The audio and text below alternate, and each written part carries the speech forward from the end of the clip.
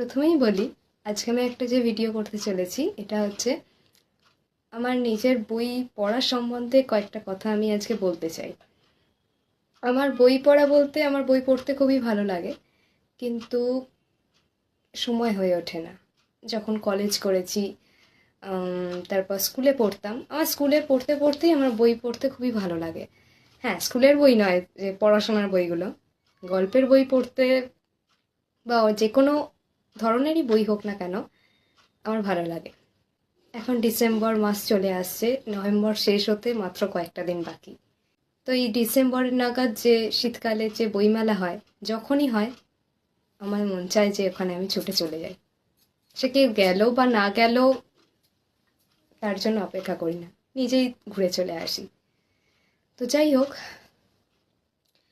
আমি যে বয়সে কয়েকটা বই আমি পাই, আজকে আমি দুটো বই নিয়ে কয়েকটা কথা আর কি বলতে চাই।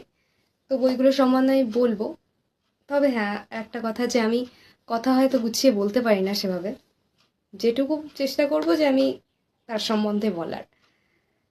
তো আমার হাতে যখন এই বইগুলো আর কি পৌঁছায় বা আমি কিনে নিই, বড়দের মুখে শুনি এই গল্পটা ভালো, এই গল্পটা ভালো, তা আমার মনে হতো যে আমি বই পড়ব।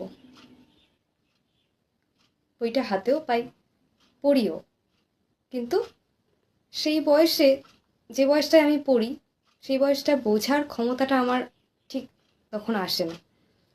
কিন্তু যখন আমি প্রায় 17-18 বছর বয়স বা 20 ছুঁই ছুঁই, তখন আমি এই বইগুলোকে আবার পড়তে শুরু করি নতুন করে।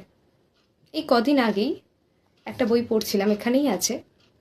তো তার সম্বন্ধে আমাকে যখন আমার মামা একটা বই দেন, তখন আর কি এই বইটা দেন, তো আমি হাতে পাই কিন্তু ততটা ইন্টারেস্ট পাই না। কিন্তু বইটার মর্ম আমি এই বয়সটায় এসে বুঝতে পারি এর মধ্যে কি লুকিয়ে আছে। তো আমি শুরু করতে চাই এবার। এখানে দুটো ধরনের, দুটো স্বাদের বই আছে।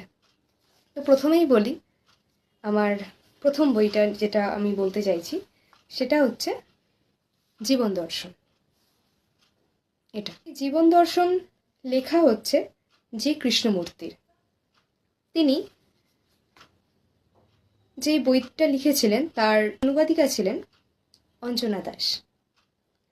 তিনি এই বইটি শ্রীলঙ্কা টক্স 1980-তে পাঠ করেছিলেন, বলেছিলেন।